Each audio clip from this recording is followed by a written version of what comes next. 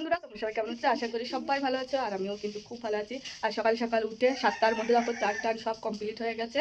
আর এখন যাচ্ছি আমি শ্বশুর বাড়িতে, কেননা আমি ঘট পুজো করেছিলাম, তাই আজকে লাস্ট দিন, ওই জন্য আমি, দুষ্টু আর প্রিয়াঙ্কা যাব। তো চলো যাই সকাল সকাল। আর এমনিটাই আজকে তাড়াতাড়ি করতে হবে, আর এক জায়গায় যাওয়ার কথা আছে। তো চলো সকাল থেকে ভিডিওটি চালু করে দিলাম। তো তোমরা প্রথম থেকে লাস্ট পর্যন্ত দেখতে থাকো, আশা করি সবাই ভালো লাগবে। তো চলো আগে যাই। আর এই যে আমার গাড়িও বার করা হয়ে গেছে, ওই দেখো গাড়ি নিয়ে যাব। আর এই সকালবেলা গাড়ি চালালে না এত ঠান্ডা লাগে, ধারণা করার বাইরে। তো কিছু করার নেই, তো চলো যাই। এদিকে দেখো সোজা বাড়ি চলে এসেছি, আর এসেই 3-4 মাসের বেশি হয়ে গেছে আমার মেশিনটা চালু করাই হচ্ছে না, ওই জন্য আধা ঘন্টার জন্য চালু করে দিলাম। আর দিয়েই দুষ্টু উঠে পড়লো মেশিনের ওপর, কেননা ওর যদি মেশিন চালানো দেখে তাহলে ওর উঠতেই হবে। তো ওদিকে একটু দৌড়িয়ে নিই, আর আমি এদিকে বাজারগুলো সব বার করে নিচ্ছি। রান্না করার আগে বাজারগুলো সব বার করে নিলে আমার একটু সুবিধা হয় সামনের মাথায় থাকলে। ওই জন্য মাকে আমি ডেকে রেখে বলছিলাম যে আর কিছু বাইরে আছে কিনা, তো বললো না, যা আছে প্যাকেটেই আছে। আর যেহেতু আমি এখানে ছিলাম না, অনেক দিন হলো আমি ছিলাম না ওখানে, ওই জন্য আমি কিছুই বুঝতে পারছিলাম না কোথায় কোনটা আছে। ওই জন্য ডেকে ডেকে শুনে নিয়ে তারপরে আমি সব কিছু শুরু করে দিয়েছি। এখানে আমি একটু মালপোয়া করব, তাই জন্য একটু সুজি দিয়ে নিলাম। আমি কিন্তু মালপোয়া বলি না, আমরা বলি তেলের পিঠা, অনেকে বলে মালপোয়া। আগে তো বুঝতামই না মালপোয়া কাকে বলে আর তেলের পিঠা কাকে বলে। তো মা বললো যে তেলের পিঠেরই বলে মালপোয়া, তো আমি মালপোয়া বলি না, আমি তেলের পিঠাই বলি, যে যেরকম বলতে পারে। তো আমি ওখানে তেলের পিঠে করব, তাই জন্য একটু কলাটা চটকে নিলাম। আর প্রিয়াঙ্কা কলা চটকানো থেকে ওরা কী সব বলছিল, আমি একটু হেসেই নিলাম। তো যাই হোক, একটু সুজি দিয়ে দিচ্ছি, সুজি দিলে কি বলো তো একটু নরম হয়, ওই জন্য সুজি আর কলা দিয়ে দিয়েছি। আর দিয়ে এবার চটকিয়ে পটকিয়ে মেখে তারপরে আবার একটু দুধ দেবো, একটু জল জল মতন করব। আর এদিকে চিনিও দিয়ে দিয়েছি। তো যাই হোক, আমার ঝটপট করে করতে হবে, বললাম না যে আমি এক জায়গায় যাব। কোথায় যাব বলো তো? প্রিয়াঙ্কার বিয়ের কেনাকাটি করতে, যেহেতু কালকে পৌষ মাস পড়ে যাচ্ছে, ওই জন্য আমরা সবাই মিলে আজকেই গিয়ে নিয়ে আসবো, কেননা পৌষ মাসে কেনা যাবে না, ওই জন্য। তো এখানে আমি পায়েসও বসিয়ে দিয়েছি, আর এখানে এবার ভাজবো আমি তেলের পিঠে, কেননা ঝটপট করে করতে হবে। আর প্রিয়াঙ্কা বলছিল 10টার মধ্যে করতে, কিন্তু আমার 10টার মধ্যে হয়, এতগুলো করতে হবে, পুরো তেলের পিঠেটাই করতে বেশি দেরি হয়ে গেছিলো। যাই হোক, তেলের পিঠেটা আমি ভাজা শুরু করে দিয়েছি, আবার তেলের পিঠে করব, খিচুড়ি করব, এদিকে পায়েস, বেগুন ভাজা, আবার পুজো করতে হবে, ওই জন্য ওইসব করতে করতে আমার প্রায় 12টা বেজে গেছিলো। তো যাই হোক, আমার সব কিছু কমপ্লিট হয়ে গেছে। তো আমার বলাটাই ভুল হয়ে গেছে, আমার সব রান্নাই কমপ্লিট হয়নি, শুধু হয়েছে আমার তেলের পিঠেটা আর পায়েস। আর এদিকে আমি বেগুন ভাজা করব খিচুড়ির সাথে, আর এখানে খিচুড়ি বসিয়ে দিয়েছি। আর প্রিয়াঙ্কা কিন্তু আমাকে অনেক কাজ করে দিয়েছে, ও বেগুন কেটে দিয়েছে, আলুগুলো কেটেছে, আর কেটে দেখো ও ভেজে দিচ্ছে যাতে আমার একটু তাড়াতাড়ি হয়ে যায়। তো ওই জন্য আমিও একটু তাড়াতাড়ি করে নিচ্ছি। আর এদিকে দেখো আলু সিদ্ধ হয়েছে কিনা আমি একটু দেখে তারপরে আমি চিনি দিয়ে দেবো, যেহেতু নিরামিষ খিচুড়ি, ওই জন্য একটু মিষ্টি মিষ্টি করব। আর এদিকে দেখো চারিদিকে কেমন ছড়ানো ছিটানো আছে। তো আমার খিচুড়ি প্রায় হয়ে গেছে। আর এদিকে বেগুন ভাজবো বলে আমি একটু কড়াটা মেজে নিচ্ছে। তো আমাকে কিন্তু একজন বলেছে যে আমাদের নাকি কড়া নেই, তো আমাদের কড়া আছে কি না আমি একদিন দেখিয়ে দেব। আমাদের একটা কড়া কি দুটো কড়া আছে, যে কটা কড়া আছে সে কটাই আমি দেখাবো। আর মনে হচ্ছে তো আমাদের এই একটাই কড়া। তো যাই হোক, যে যেমন পারে সে তেমন বলে যায়। তো পরে আমি একদিন দেখিয়ে দেবো আমার আদেও কড়া আছে কি না, আমাদের এই একটা কড়া নিয়েই থাকতে হয়। তো যাই হোক, এখানে আমি বেগুন ভাজা বসিয়ে দিয়েছি, আর এদিকে আমার খিচুড়ি হয়ে গেছে কমপ্লিট। তো এদিকে চারিদিক আমি মুছে নিয়েছি, এবার আমি পুজো করব। আর এখানে বেগুন ভাজাও আমার কমপ্লিট হয়ে গেছে। আর কেমন নোংরা ছিল আর কেমন মুছে পরিষ্কার করে দিয়েছি, তাই প্রিয়াঙ্কাকে আমি বলছিলাম যে একটু আগে কেমন অবস্থা ছিল আর এখন দেখ একটু মানুষের মতন দেখাচ্ছে।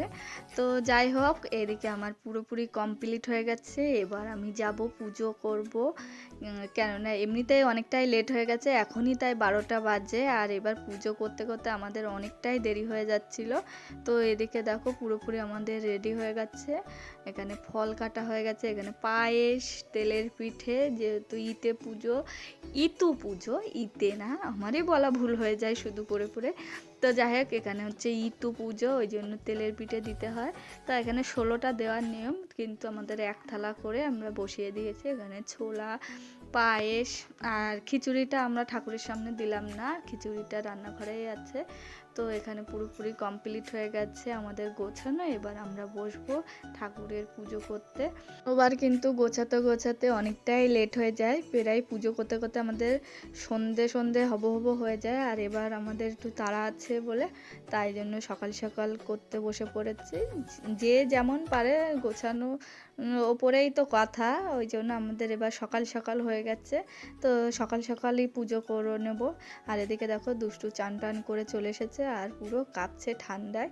তো যাই হোক, ওকে জামা কাপড় পরিয়ে এবার আমরা বসে পড়েছি ঠাকুরের পুজো করতে। আর তার আগে একটু প্রণাম টোনাম সেরে নিলাম, কেননা যদি কোনো ভুল হয়ে থাকে তাহলে ঠাকুরের বললাম যে আমার একটু ক্ষমা টমা করে দিও। তো যাই হোক, এখানে আমরা পুজোয় বসে পড়েছি। আর এত ধোঁয়া দিয়েছে যে তারপর আমরা তাকাতেই পাচ্ছি না, পুরো ধোঁয়ায় ধোঁয়া হয়ে গেছে। আর এদিকে আমার সৌভিক শঙ্খ বাজাতে লেগে গেছে। তো যাই হোক, আমরা পুজোটা এবার করে নিই, তারপরে তোমাদের সাথে আবার পরে কথা হচ্ছে।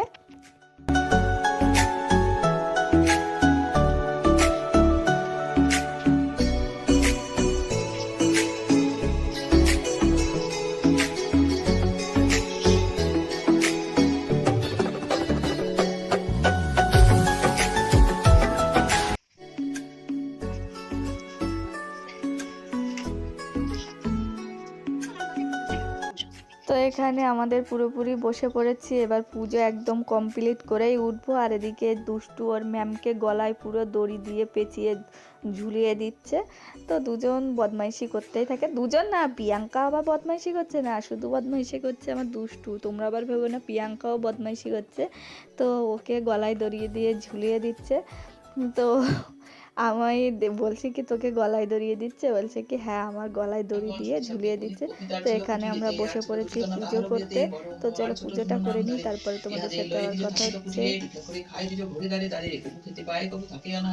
একদা ব্রাহ্মণ তাকে প্রতিবেশী ঘরে মনের আনন্দে সবে পিঠা তৈরি করে, পৃষ্ঠক দেখিয়া লোক ব্রাহ্মণেরও হইল, পৃষ্ঠক খাইব বলে মনে ভাবি।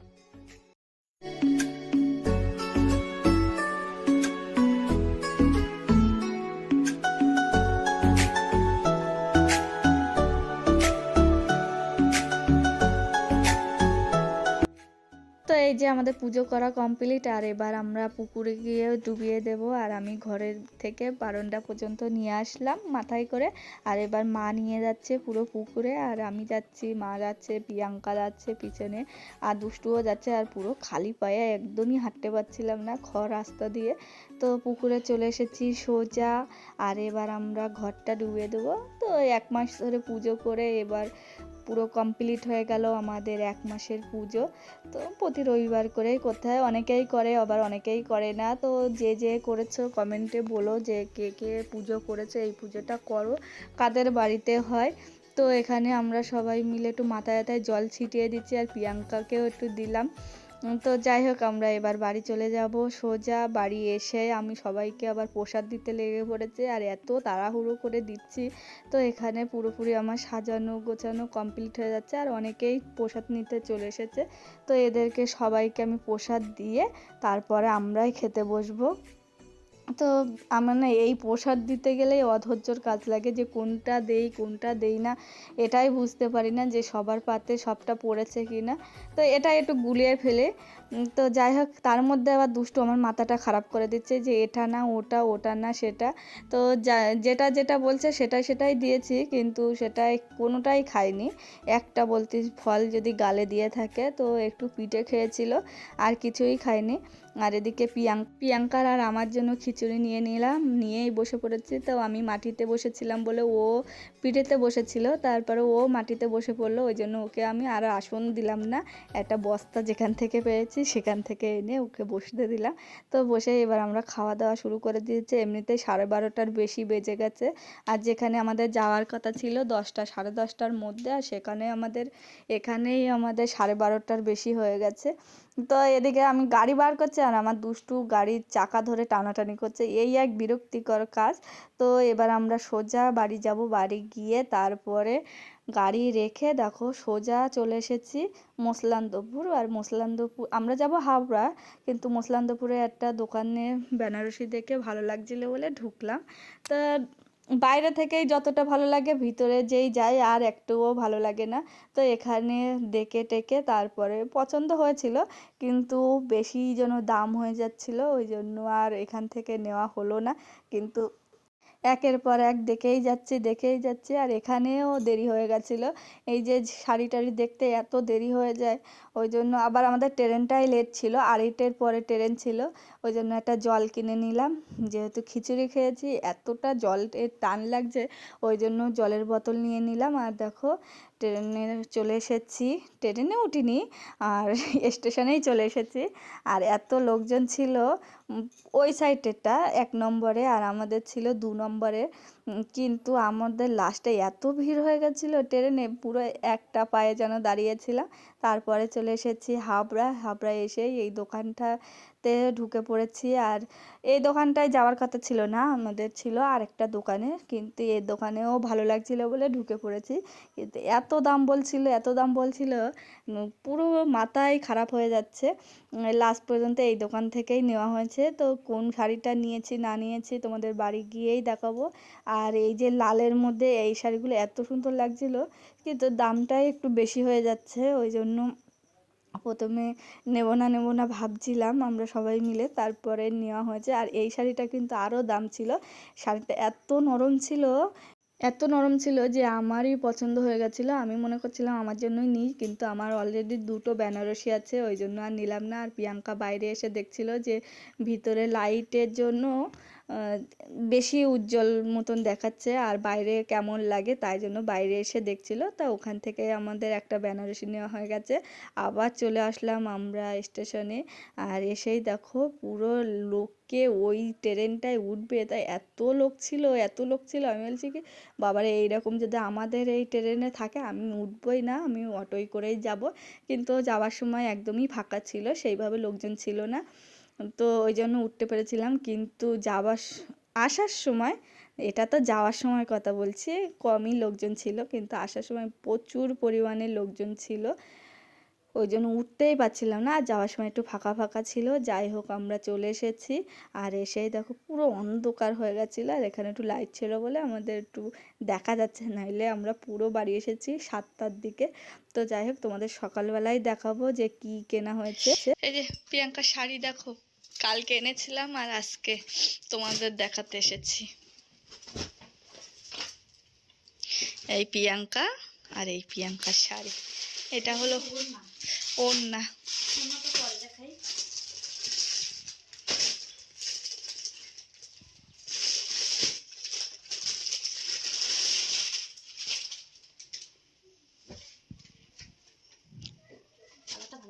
হেপি কালার এমনি, আর ক্যামেরায় চেরি কালার, এটা হেপি কালার লাগছে। এই যে পুরো বডিটা এই, আর আঁচলটা এটা আঁচল আর এটা বডি, পুরো বডিটা খুব সুন্দর শাড়িটা। এবার ওড়নাটা খোল।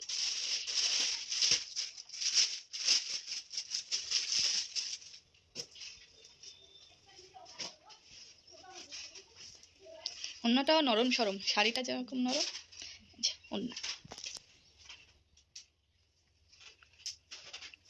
এই পাটটা তো মোটা হয়ে গেল।